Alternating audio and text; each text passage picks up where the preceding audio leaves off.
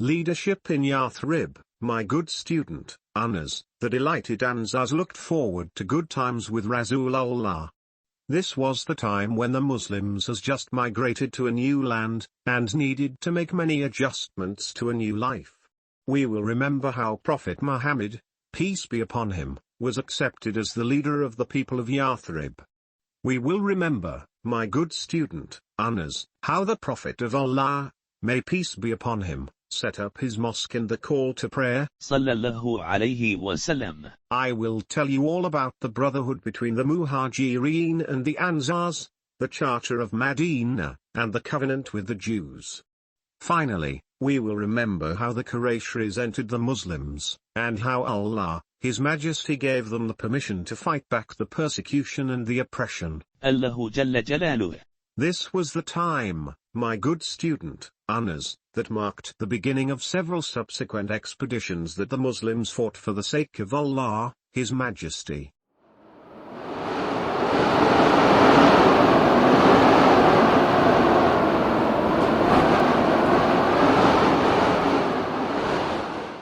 Life in Yathrib. Life in Yathrib was difficult for Muslim immigrants, in a place with no belongings.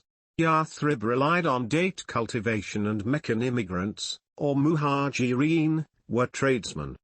Prophet Muhammad's companions were worried about their livelihood. Radiyallahu anhum ajma'in. The hot weather in Yathrib also made them sick with fever.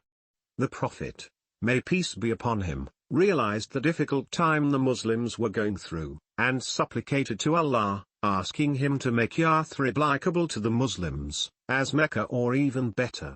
He prayed for favorable climate, blessings, and relief from fever and sickness. Sallallahu alayhi wasallam. Allah answered his prayer and things started to get better. The Muhajirin regained their health and started working with the Ansars. Yathrib became their new home. Radiyallahu anhum ajma'in. Prophet's mosque in Yathrib, Rasulullah, may peace be upon him, started building the mosque over 100 cubits where his she-camel had knelt. Tree trunks made columns. Branches made the roof. Unbaked bricks and earth made its walls. Pebbles and sand were spread on the floor. Sallallahu alayhi wasallam. The mosque had 3 doors, and the direction where the Muslims faced in Salah was Bayt al-Maqdis. I am sure you know, my good student Anas, that this direction is called the Qibla. This was the first place of congregational prayer for the Muslims. The Ansars and Muhajirin helped Prophet Muhammad, peace be upon him, carry stones, bricks, and trunks, as they sang songs and toiled in the hot sun. Radiyallahu anhum ajma'in. They also built 2 apartments next to the mosque for his wives Sauda bint Zumar and Aisha bint Abu Bakr. Their apartments were made from mud, date palms, and stones. Radiyallahu anhum.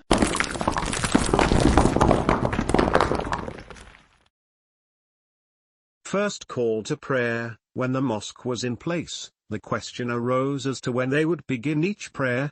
The companions of Rasulullah, may peace be upon him, suggested that they blow into a shell. Umar ben Khattab suggested they call out loudly, prayer is about to begin. Radiyallahu anhu. The Prophet, peace be upon him, liked his suggestion, and the prayer call remained so until 2 of his companions saw a dream. Abdullah bin Zayd dreamt of a beautiful call to prayer. Sallallahu alayhi wasallam. The Prophet, peace be upon him, knew that it was inspiration from Allah, His Majesty. Allahu Jalla Jalaluh. The Azan. Prophet Muhammad, may peace be upon him, asked Abdullah to teach the words of the prayer call to Bilal ibn Rabah. May Allah be pleased with him. Bilal had a strong and beautiful voice. When it was time for prayer, he called out to the Muslims in Yathrib. Radiyallahu anhu. My good student, Anas, the Arabic word for prayer call is azan. This is how it goes. Allah is most great. Allah is most great. I testify that there is no deity except Allah. I testify that there is no deity except Allah. I testify that Muhammad is the Prophet of Allah. I testify that Muhammad is the Prophet of Allah. Come to the prayer. Come to the prayer. Come to the success. Come to the success. Allah is most great. Allah is most great. There is no deity except Allah.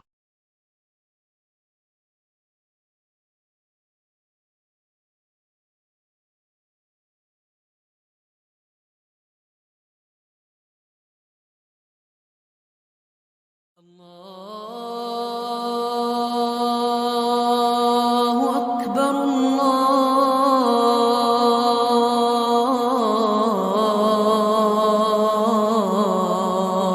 الله أكبر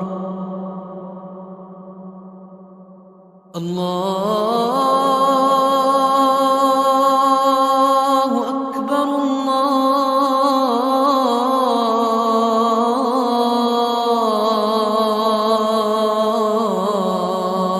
الله أكبر أشهد أن لا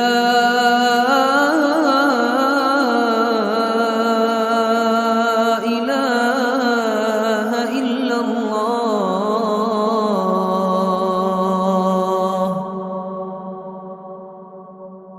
أشهد أن لا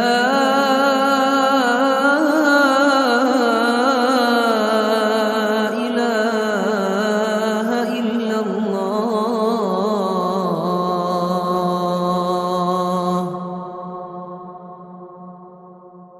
أشهد أن محمدًا رسول الله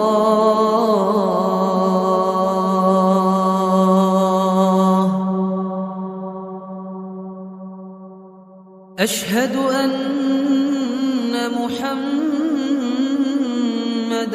رسول الله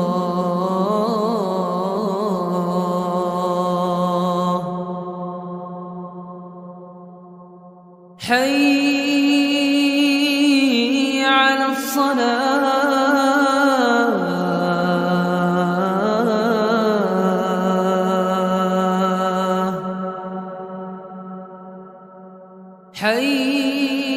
حي على الصلاة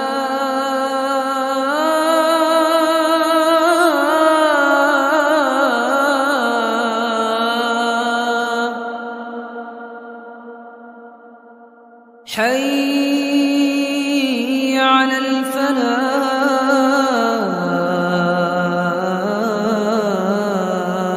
الفلاح حي على الفلاح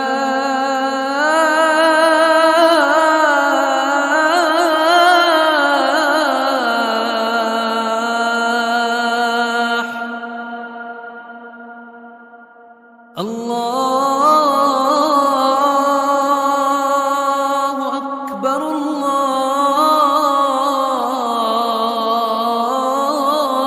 الله أكبر لا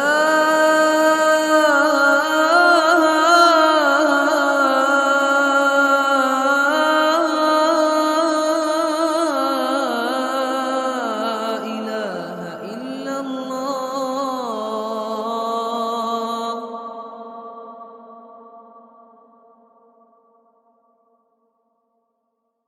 Muhajirin and Ansar Brotherhood. After their arrival in Yathrib, the generous Ansars served the Muhajirin and the Prophet, peace be upon him. He assigned a Muhajir to an Ansar family to create a strong bond between them. The Ansars competed to outdo each other in self-sacrifice and benevolence for the Muhajirin. One of the Ansars, Saad ben Rabia, proposed to divorce one of his wives for his Muhajir brother, Abdurrahman ben Auf, to marry. However, Abdurrahman would not take advantage of his honorable host, and chose to carry on trade at the marketplace. Later, he married a woman from the Ansars. رضي الله عنهم أجمعين. Muhajirin Ansar Brotherhood, they even offered half of their date groves to the Muhajirin. The Prophet, peace be upon him, did not agree to this, but accepted that the Muhajirin would work in the groves and receive compensation in return. My good student Anas, the Prophet, may peace be upon him, laid down rules of conduct to make sure peace prevailed among the Ansars, Muhajirin, Jewish tribes, and the polytheists. The Ansars and the people who signed this treaty came to be known as a distinct nation or the Ummah. sallallahu alayhi wasallam. The Charter of Medina. The Charter of Medina was a document that described relations of brotherhood among Muslims. It stipulated that the communities of Medina would unite to fight criminals. They would help Muslims to pay ransom and blood money, and never kill a Muslim, or help another kill him. It specified that Muslims would treat Jewish converts as any other Muslim, sharing booty equitably, and defending against people who killed Muslims. The Charter also required that Muslims abstain from supporting those who tried to divide Muslims, or meddled with basic Islamic teachings. Settling disputes between Yathrib communities rested with Allah and His Prophet Muhammad, may peace be upon him. Rasulullah, may peace be upon him, set up terms, stipulating that the Muslims would neither offer Quraysh protection, nor refuse protection for Muslims. sallallahu alayhi wasallam.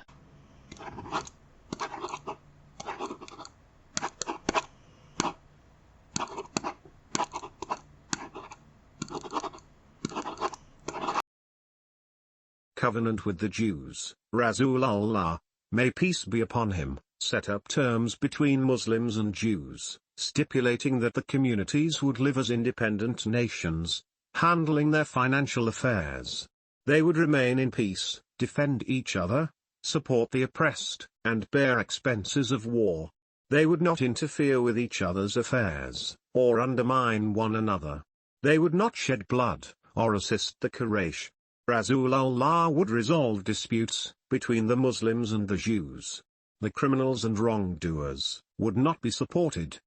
The Prophet, may peace be upon him, was now the head of state, and many people, inspired by his message, accepted Islam. sallallahu alayhi wasallam. In the midst of this universal brotherhood, existed the clan of hypocrites, headed by Abdullah bin Ubay. The vile group had accepted the message of Allah, His Majesty, but resolved to weaken Islam. astaghfirullah. The Quraysh resent the Muslims. The Quraysh resolved to disrupt harmony in Yathrib. They threatened to kill children, and capture Yathrib women, if they did not support them in expelling Muslims from the city. The Prophet, may peace be upon him, learned of the evil tactics of Quraysh, and promised them security. The rivalry of the Quraysh only grew stronger. The people of Yathrib also grew more concerned that the old rivalry between the Jewish tribes, and Aus and Khazraj, would take a new turn of events. The Muslims became concerned about possible bloodshed, and would never sleep, or leave home unarmed. Finally, Allah, His Majesty, revealed the verse 67 from Surah Ma'idah, the 5th surah of the Holy Quran, promising protection to the Muslims. الله جل جلاله. أعوذ بالله من الشيطان الرجيم. يا أيها الرسول بلغ ما أنزل إليك من ربك وإن لم تفعل فما بلغت رسالته والله يعصمك من الناس إن الله لا يهدي القوم الكافرين. I seek refuge from Shaitan, the accursed. O Messenger, convey everything revealed to you from your Lord. If you do not, then you have not delivered His message. Allah will certainly protect you from the people. Indeed, Allah does not guide the people who disbelieve. Surah Ma'idah, the 5th chapter of the Holy Quran, verse 67, recited by Sheikh Menshawi, translation by Sahih International. permission to fight the oppressors, Allah, His Majesty, finally ordained that the Muslims fight their oppressors, the Quraysh, their allies, and any tribe that harassed and persecuted them. They were advised to make peace with those who accepted Islam, and the people of the book, who surrendered to the Islamic State and paid tax.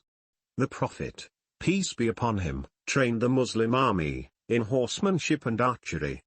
Their cavalry units, named Saraya, would go on expeditions called Ghazawat.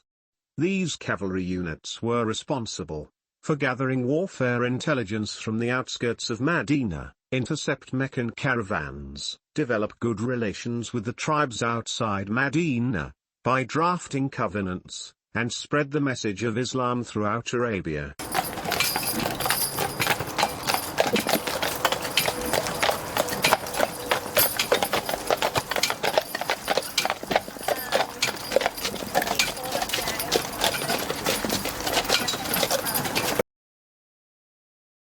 First expeditions under Rasulullah, the Prophet, peace be upon him, sent the first cavalry in Ramzan, first year after Hijrah, under Hamza bin Abdul Muttalib, towards the coast of the Red Sea. Abu Marthad bin Hasin Ghanwi carried a white standard.